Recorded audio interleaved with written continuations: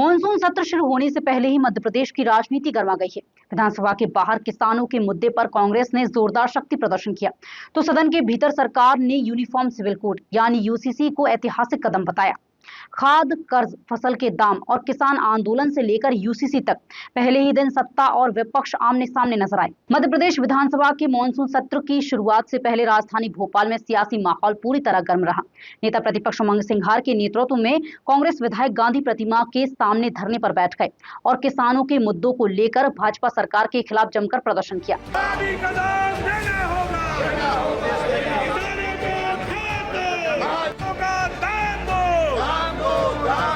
विधानसभा परिसर में भी विपक्ष ने तख्तियां लहराई, सरकार के मंत्रियों और अधिकारियों के मुखौटे पहनकर सांकेतिक पंचायत लगाई और खाद, बीज, कर्ज माफी, फसलों के उचित दाम और टोकन व्यवस्था को लेकर सरकार पर निशाना साधा। जोबट विधायक सेना महेश पटेल ने आरोप लगाया कि प्रदेश का किसान खाद के लिए भटक रहा है, फसलों का उचित मूल्य नहीं मिल रहा और टोकन व्यवस्था किसानों की परेशानी बढ़ा रही है।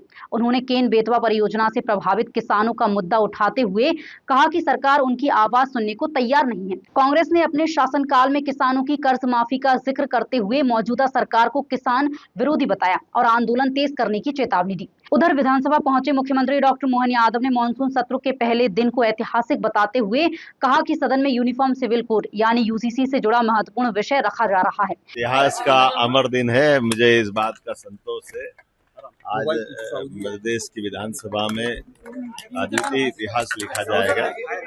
यूसीसी का और कई प्रकार के विषयों का आज यहाँ रखा जाना, ये हमारे सबके लिए आजादी के बाद का सबसे बड़ा दिन है। वहीं नेता प्रतिपक्ष उमंग सिंघार ने कहा कि कांग्रेस सदन में किसानों के हर मुद्दे को मजबूती से उठाएगी। किसान को खाद नहीं मिल रही, सिर्फ टोकन मिल रहा है।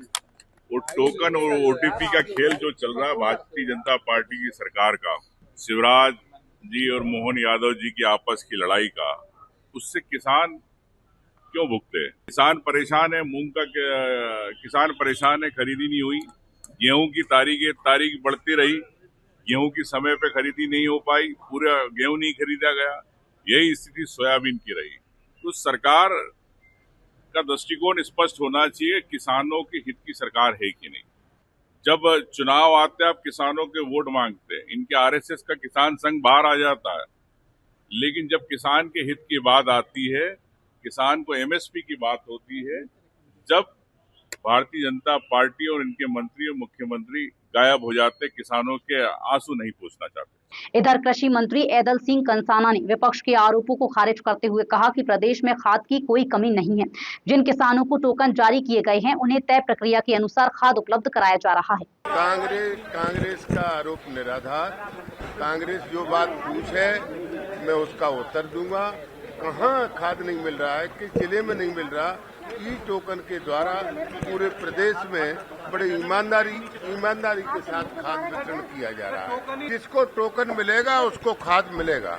मॉनसून सत्र की शुरुआत के साथ ही साफ हो गया है कि इस बार सदन में किसानों के मुद्दे, खाद की उपलब्धता, कर्ज माफी और यूसीसी जैसे विषयों पर सत्ता और विपक्ष के बीच तीखी टक्कर देखने को मिलेगी।